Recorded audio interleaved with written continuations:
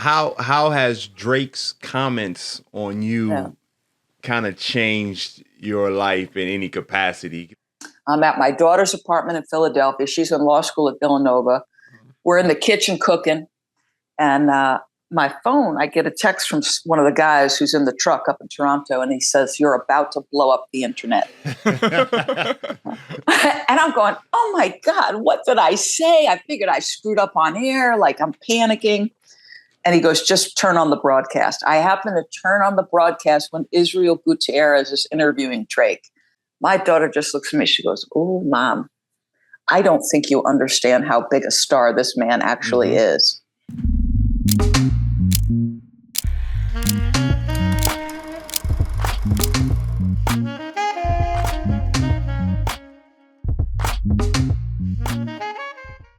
Now it's time to get to this week's interview. So with many, many snaps, we're going to kick it to someone we admire, someone who has broken a lot of glass ceilings for women in basketball, and someone who honestly just knows the game of hoop. The Doris Burke.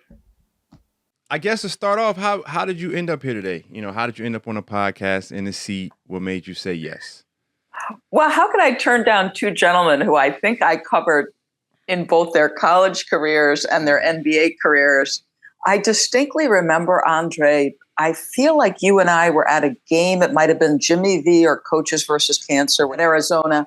And I remember distinctly, I'm on the sideline on Dick Vitale's team. And I asked you a question either about the team or maybe it was an X and O question. And I remember thinking, oh my God, this young man knows way more than he should at this age about this game and this space.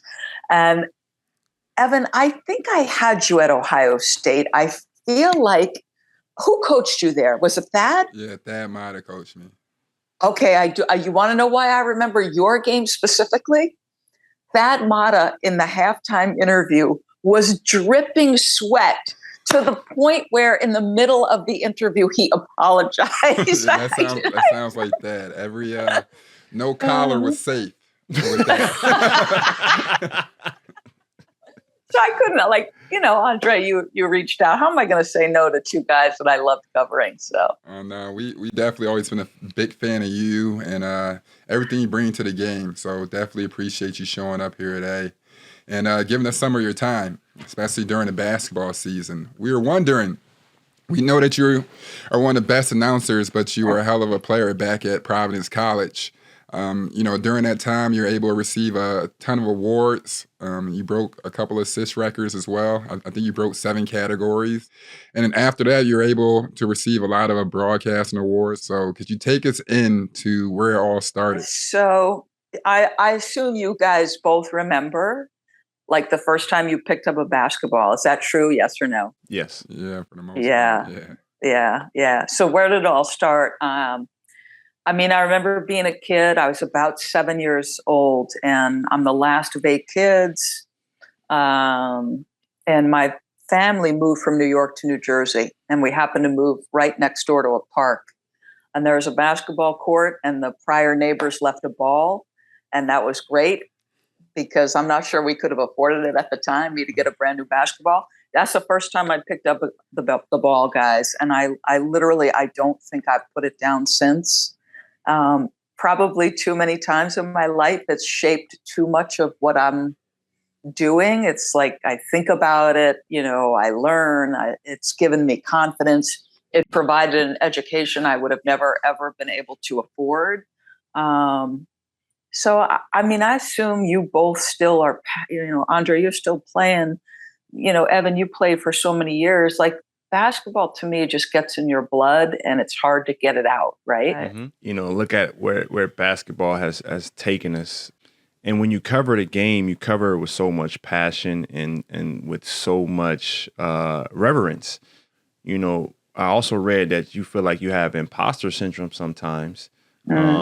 And so like I'm experiencing that in the tech world, trying to cross over and get acceptance in that world. So talk to us about, your Sasha Fierce, where you're like, I'm locked in. I saw your notes, you study for every game. When do you feel like you're at your best? Or what was that moment you're like, I'm really good at this? Yeah, I definitely still feel imposter syndrome. I'm mindful, Andre, right? Mm-hmm. that I have to go about my job very differently than, say, Mark Jackson. Mm-hmm. Mark's still top 5, I think, in assists. Jeff Van Gundy has coached in an NBA Finals. Hubie Brown has affected more generations of basketball people on more continents than any living human being. So I almost feel, guys, like there's, when you play basketball from the time you're this high, you understand the nuance, the spacing, just a lot of little things. Mm-hmm. But I've still never played or coached in the NBA, right? I mean, that's an impossibility, not coaching anymore. So I think, and I don't know. I don't know why I can't get past this imposter syndrome, but I know this. I'm not the only announcer to feel it. Mm-hmm. Mike Breen and I talk about it all the time. Yeah. Holly Rowe and I, we function like our next contract's going to be our last with ESPN. I think bringing that edge to whatever field of endeavor you happen to be in is probably a good thing. But there have been moments where, listen, you guys know, you step off the lines, you step outside those lines, and I either contributed to winning, or at times was I a hindrance to what happened on the floor. Maybe Mm-hmm. I struggled, or my shot didn't go, whatever the case may be. Like, I know, and at this point, I've been in it so long, if I step off the air, I'll say, wow, you know what? We had a good broadcast. And that takes so many people doing their jobs well, guys. Mm-hmm. Like the people in the truck, audio, tape, camera, director, producer. So many people go into having a good telecast. But there have been little moments like, Andre, I'm going to be honest with you. You saying that you guys, and Evan, you saying you enjoy my telecast, you have no idea how much that helps me. Like, that still is like, oh, okay. The guys I cover are okay with me. That's Mm-hmm. cool. It's not to say you agree with every point of analysis I make. Nobody does. But hopefully, I think what I feel more than anything is I feel there's respect both ways. I respect how hard it is to make the NBA. I respect how hard it is to sustain success. If you're a coach, sometimes your livelihood is at stake every single night.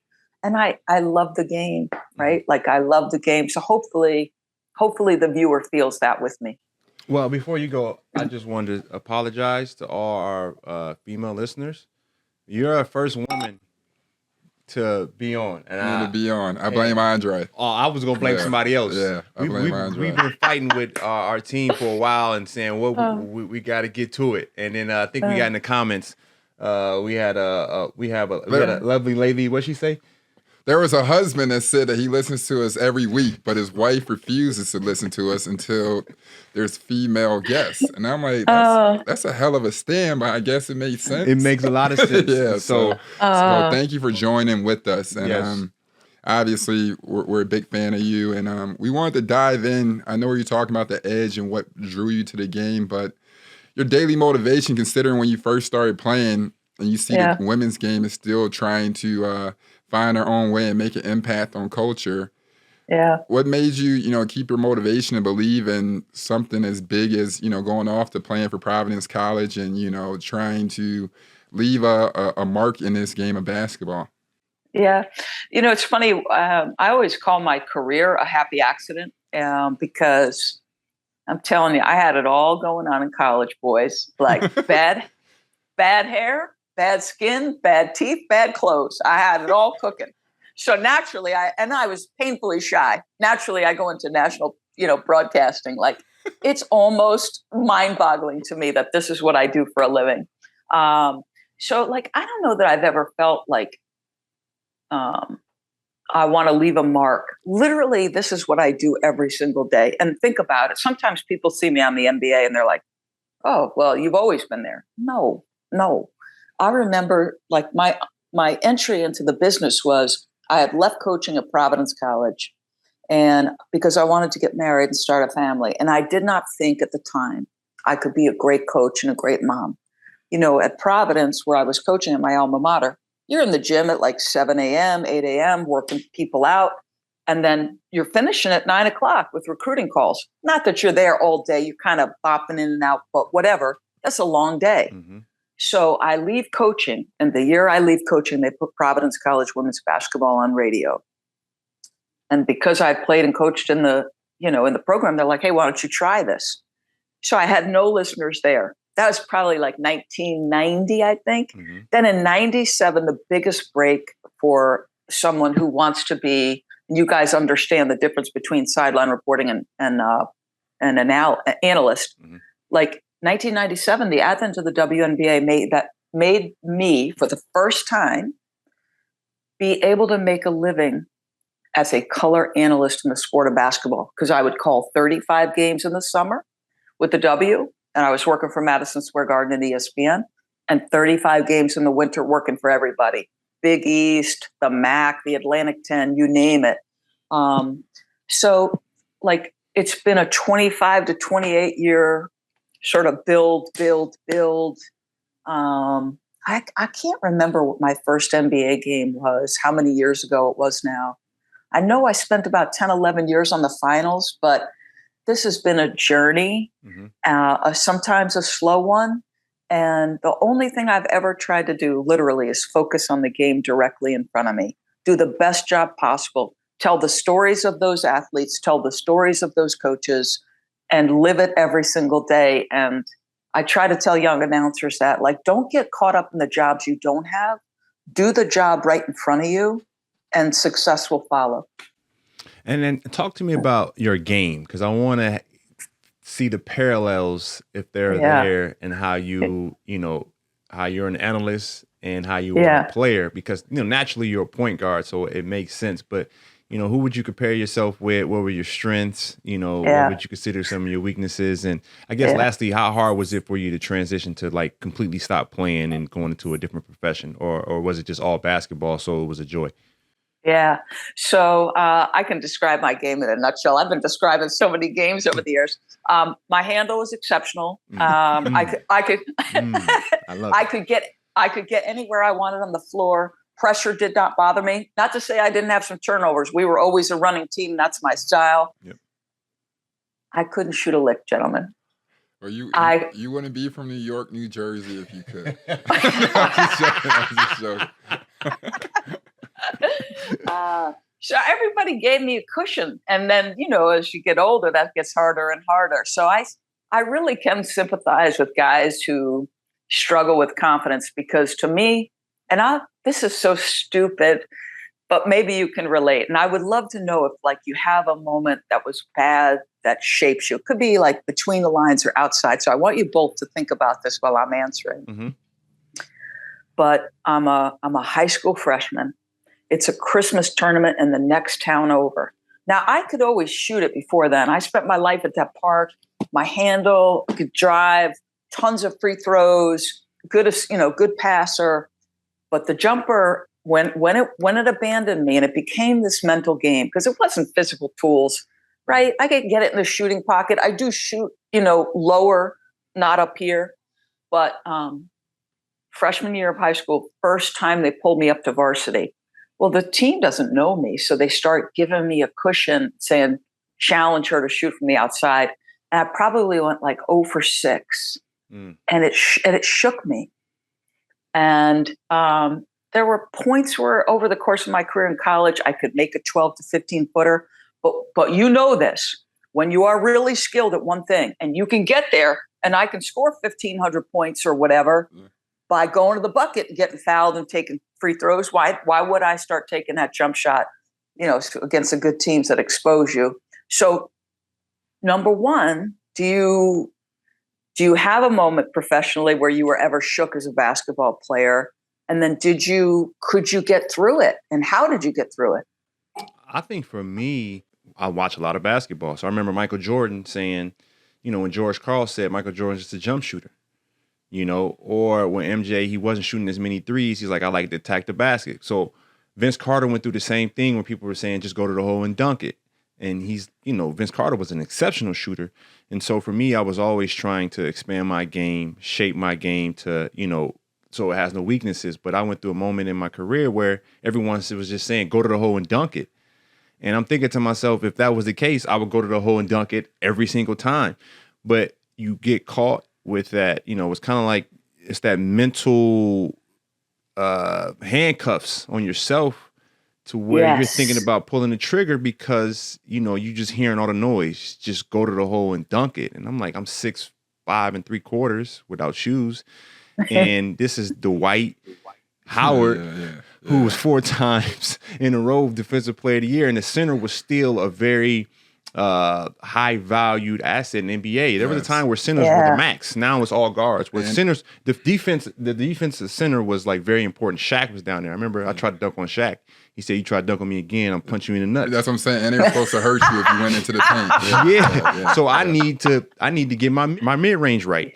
But now I'm overthinking it because I'm like, well, if I can't, and then when you get later in your carear and you're not the man, you can't go 0 for 3. You can't start 0 for 3. Them first 2 shots mean something. So you got to mix in 1. By that time out, you got to be 1 for 2. And that's why I tell guys all the time, listen, if you got stress on you, play defense. Because I can get a steal and I can give myself a layup. And that'll get my psyche right going into the next shot. Now I'm not worrying about missing. I always say that. Like if a guy is struggling, especially if you have the physical tools to do it, and there's a lot of guys in the NBA. Derek Jones Jr. Sprint the floor both ways. Go dunk on somebody on a putback. You're going to get 6 points. Maybe not that many, but see. And this Andre, what you said, Evan, you sitting there saying, I can't go for 2. Like the viewer at home, I don't know that they know you guys feel all this. Right. Yeah. And I want them to know, just like I said, I have imposter syndrome. Just like I can suffer crises of confidence, because like I'm everybody, the viewer at home is like, oh yeah, we can relate. I want them to know you guys have the same ups and downs, trials, tribulations. It's not easy. It's not easy what you guys do. Mm-hmm. Yeah. Throughout your career, and your climb to the top to this legendary, career and legendary status, what do you think of, a micro decision that you made that when you look back on it was bigger than ever? Oh my gosh. I mean, do I have to limit it to one? You can do 2, 3, 4, 5, 6. It's whatever you want. There's so many, like, leaving coaching was not an easy thing. I hope I don't come across as arrogant here, but I think I would have been a very good coach.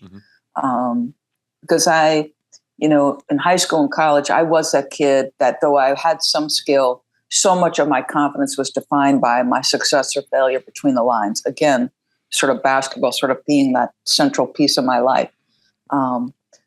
But I did leave coaching.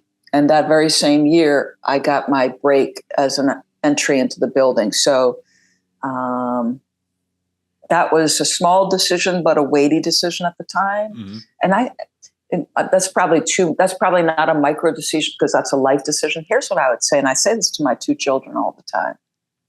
Your life exists, and your life will be nothing more than a series of small choices you make every day.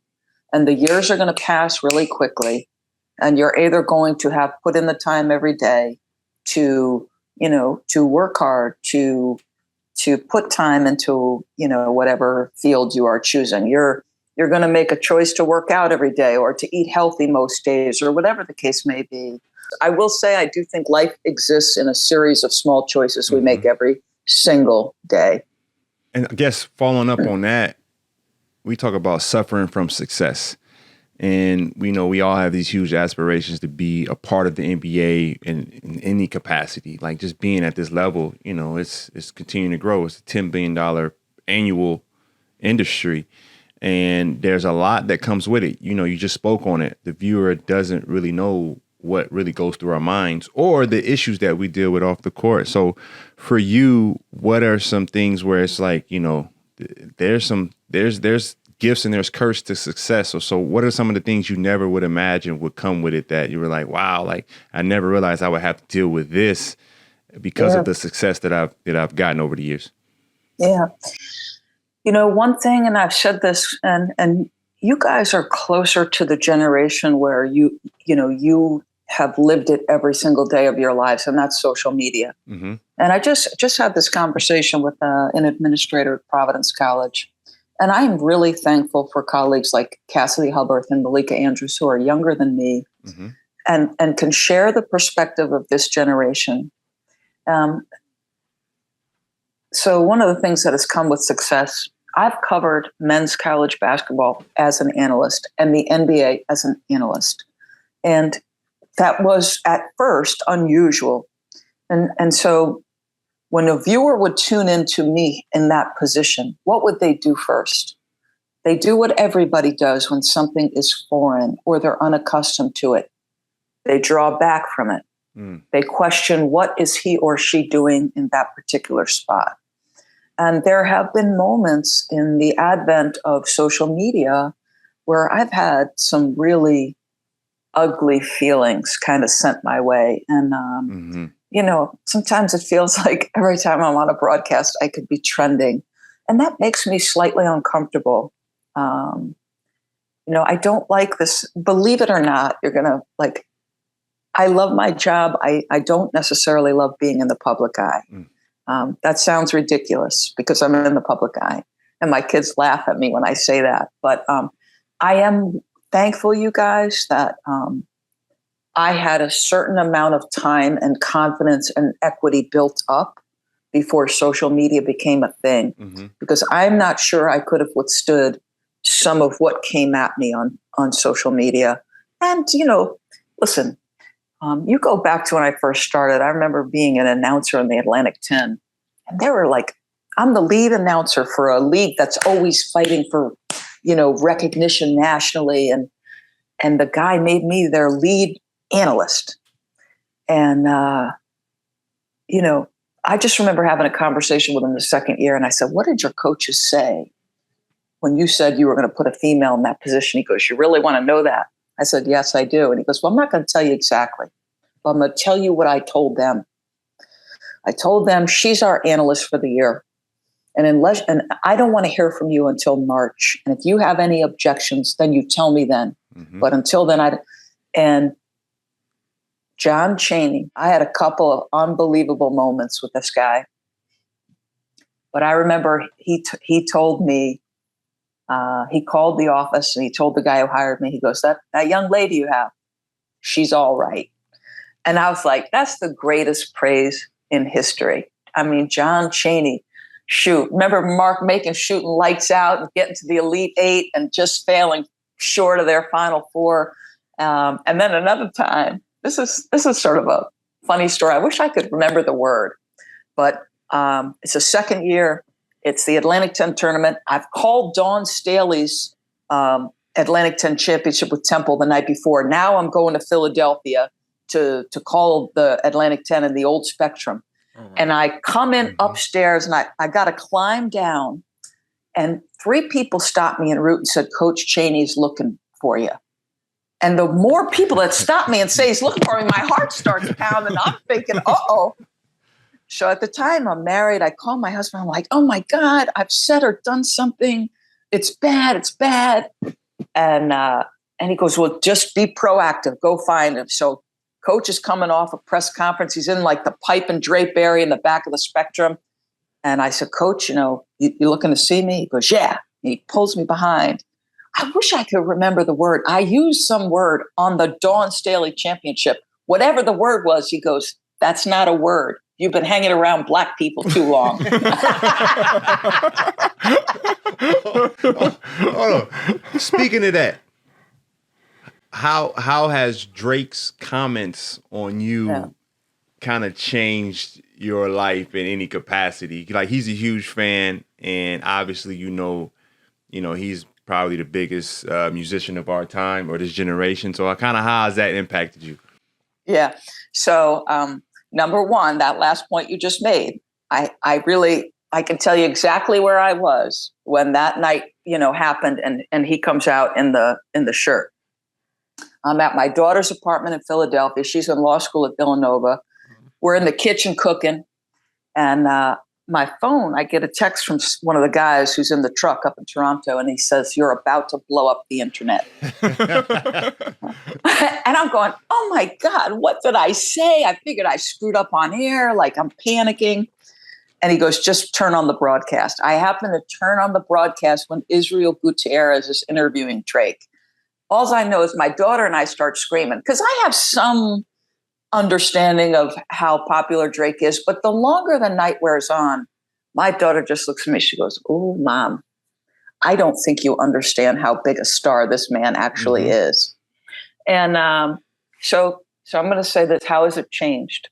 And it's probably a year later, literally a year later, before I finally can talk to Drake about this. I'm up in Toronto, and kind of connect via cross court. And at halftime, he comes over. I'm calling the game with Mike Breen. He comes over.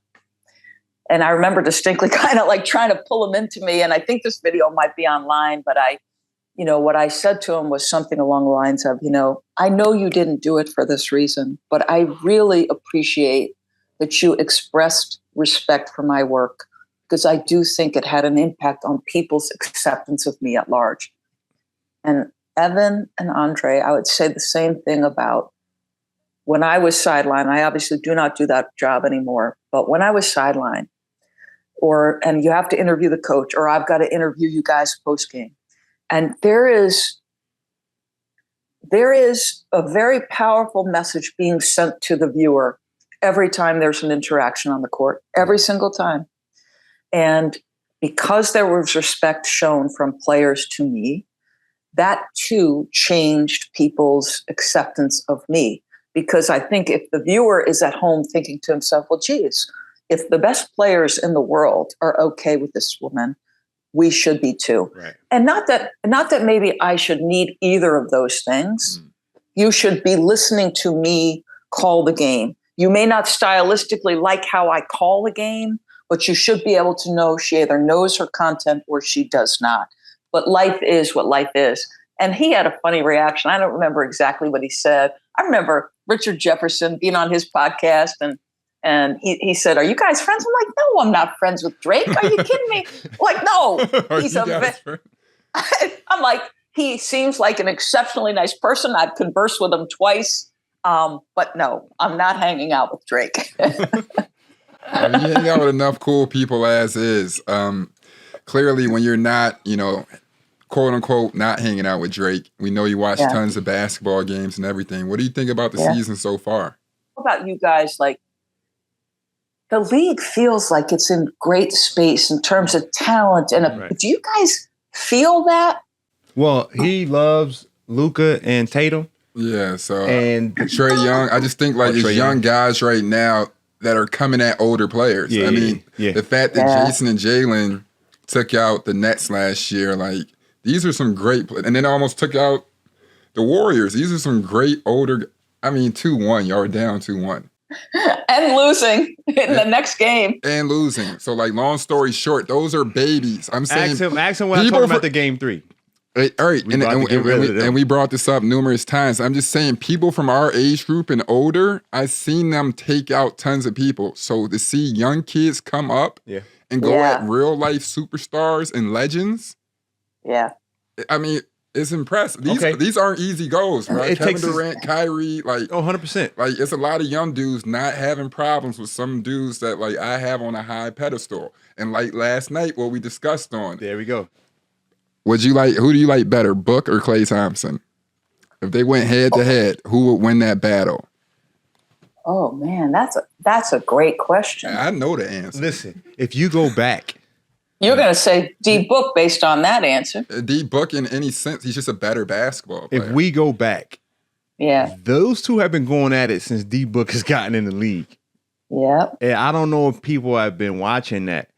And you see it time after time again. When MJ was coming up, it was Harold Miner, it was Penny Hardaway, it was Grant Hill, it was Kobe. They were always trying to find who the next MJ was. And I think you're seeing it more and more, not with just like who's the next LeBron, but like who's the next Steph. There was a Trae Young, and then it's fun watching those two play against each other. Then it was like who's the next Clay, because we kind of changing the weight. And they're even saying like, this guy could be like Draymond, But in that situation, though, like those dudes are fighting over skill. I heard D Book called Clay light skin, and he got pissed. That's what I heard. That's what I heard on the court. I was like, "What?" That's funny. So that's I think D Book calling him light skin. No, that's hysterical. It's a light skin joke. I'm a light skin guy. It's a light skin. I was just going to say he's light skinned. This is like the first time I'm on set with Avery Johnson and and Chauncey Billups, and baby hair came up. I'm like, what's baby hair? Now, is that difficult for you to have those comparison conversations as well? Or are you just using real-time information to speak on that matchup? Or can you say, listen, this guy's getting the best of this guy, but this guy's better? Like, how do you handle comparisons? Well, so this is fascinating to me because I'm assuming, Evan, because of shot creation and the things Devin Booker can do, that you're saying he's a better player than Klay Thompson, because Klay's never been asked to really, okay, I'm going to man the pick and roll. I'm going to be the shot creator. I'm going to be the guy setting up other guys. I want to go back at some point to prior to you're down 2-1 in the series. So just remind me of that, just because Chris Chioza said something about you specifically that I want to talk to you about, but I'll go back to this question. Is it difficult? It's a great question. I hate one of the conversations I hate. So now you're hearing people say, Steph is top, whatever he is in the league. And I remember somebody asking me about his legacy prior to the championship last year. And I'm like, this guy's set. I don't know what you're talking about. Steph's place in the game is unique. It's special. I don't think he needed the 4th championship to elevate himself into a conversation of the all-time greats. I didn't accept it then. Mm-hmm. And I do think it is exceedingly difficult to compare eras. And at the moment I'm thinking of, and this is a little bit extreme in terms of eras, but J.J. Redick last year, when he, sort of offhandedly mentioned Bob Cousy, and he would, I think it was, he's Jerry playing didn't like with that. Right. And so, I'm not a believer in necessarily comparison. I get that that's a fan's perspective, and I've just never. I want to enjoy the people I'm covering right at that moment and accept what's special about them. I can see the comparisons. Sometimes I will say to a coach, "Hey, is there somebody he reminds you of?" Gotcha. But I don't mind. And certainly, I saw Evan's point almost immediately when he started talking about the difference between those two guys. And D Book, that dude's a bad man in my book. Klay got locks though. Let's not forget. Oh, Klay. Come on now. Klay's a 4-time champion. And Klay, how many times is every day? It's like how much? Yeah, it's true. Here we go. No, but think about. Here's what to me I think of when I think of Klay. I think of Klay as Game 6 Klay, when those championships are teetering or those series are teetering. Mm-hmm. And Steve Kerr once said about Kevin Durant, there's a handful of guys who can do what he does. And that's the absolute truth. Mm. I would also say those people who are willing to step into those moments like Game 6 Klay are also uniquely special in their own right. And And plus, I'll leave it to all you smart basketball players to compare each other. Chioza, I didn't want you to forget about. I'm glad. So just a very casual, I'm covering a preseason game and just waiting for media availability. Chris Chioza and I are chatting. And I just said casually, enjoy your off season. And he's like, yes, I did, in the aftermath of sort of being exposed to what I was exposed to with Golden State. It was a really incredible. And I don't know exactly how we got to the moment where you're down 2-1 and then trailing in the next environment. And but he said when you went down 2-1, something along the lines of, I just had to look at Andre Iguodala and I knew we were going to be okay, because Andre, whatever it was, I think what you said, and Chris, forgive me if I'm not getting this verbatim, but basically he said, we win 3 straight, and here's why. And you were just so level. And the feeling he got from you and Steph and the veterans in that room was, we're fine. Mm-hmm. We are absolutely fine. And he said, you're the people who haven't been champions or who maybe have won chip, we're looking around like, are we sure? But as soon as you said what you said, the temperature in the room, everything was fine. I just thought these are the moments that we don't see. Right. That say who you are. So I'm just curious, do you remember sort of your comportment or demeanor or whatever in the aftermath? And did you do that?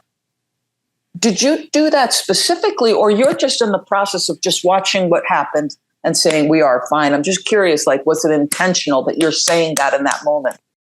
Well, I try to always be honest, and if something doesn't feel right and I'm thinking, this series ain't looking good for us, I'll try to figure something out just to make sure, like, listen, at the end of the day, just give it all you got. Make them earn it.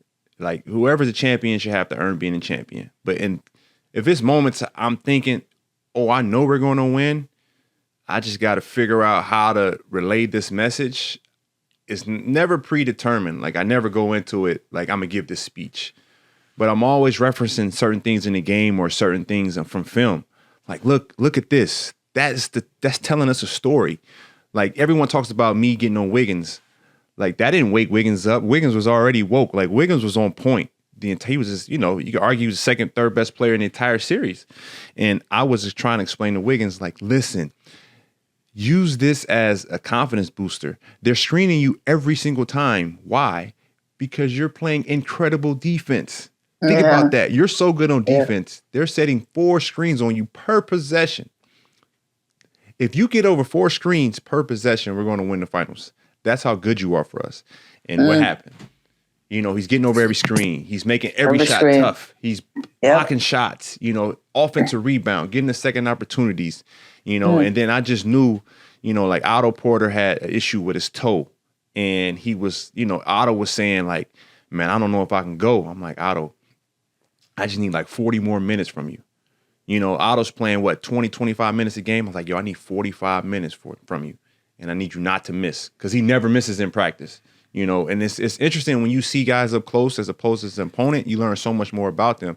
And I joke with him, and I'm trying not to knock. I hope this doesn't take a knock on anyone else, but I always tell Otto, like, boy, they wasted 7 years of your life in Washington, because I ain't never seen a guy not miss but be talked about so bad. Like, we didn't know Otto was this good. Like, competing against Otto, you don't know how good he is, because, he's kind of hiding in the corner. He takes a couple shots and he's got a big contract. So, we talk about it all the time. The perception can become the reality, which is sad. Yes. And that's the new NBA, where the perception is the reality. So I always tell the young guys, don't let them paint you in a light that isn't a true observation of your character. And it's almost like you got to walk on eggshells, but it's just a part of the business. And it's just something you got to be able to adjust to. And we're asking 18 and 19-year-olds to do this, which is, we don't know who we were at 18, 19. So I think it was more or less being in that moment, knowing how to give a certain message to a certain group.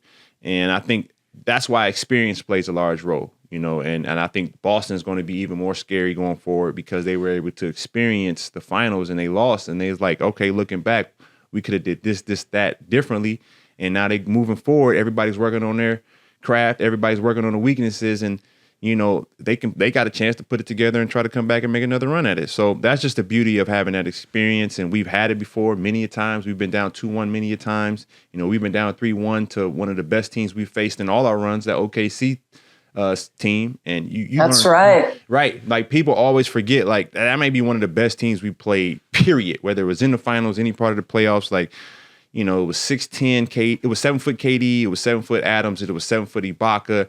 Then they had a 6'4" Bulldog and Russ, and then they had a defensive juggernaut in my man Robertson. Yeah, he was great. He's 6'8". Yeah. Like, the shortest player is 6'4", and everyone else is 6'8", taller, and they're athletic and scary, and they can switch everything. So you just learn a lot through your experiences, and when you can get through adversity, you can pretty much get through everything. Yeah, no doubt.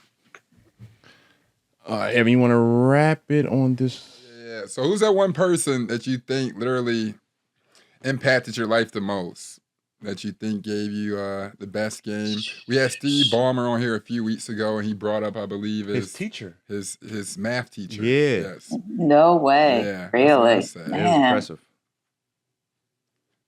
Oh, man. I don't know. I'll tell you the two people who impact me the most right now is my kids. Like, Yeah, they impacted me too. My pocket. My son is, he's hysterical. Like, I swear there's a time I thought he wanted to be a stand-up comic. And I said, well, I've given you enough for your entire first act, my friend.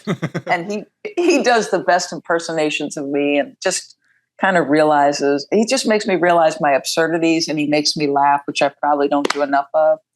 And then my daughter, she's just got this intensity and strength to her that I really admire. And so I'd say those two right now. Yeah, those two. Lovely. Well, we appreciate the time. We thank you so much. Thank you. We're forever grateful. And I saw there's one meme of you out there. I think you had on maybe red heels, or were they black? You were dribbling a rock. We want to see that more often. So whenever you get the ball in your hands, you had a tween behind. The legs behind the tween back, behind. Through it. Yeah, with the clipboard in hand, right? Yeah, it was smooth. Bing, bing, bing. In high heels. This is what I'm saying, gentlemen.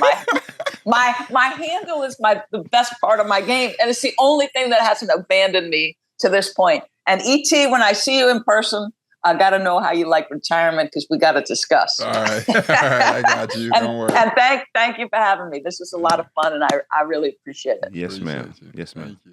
Thank you.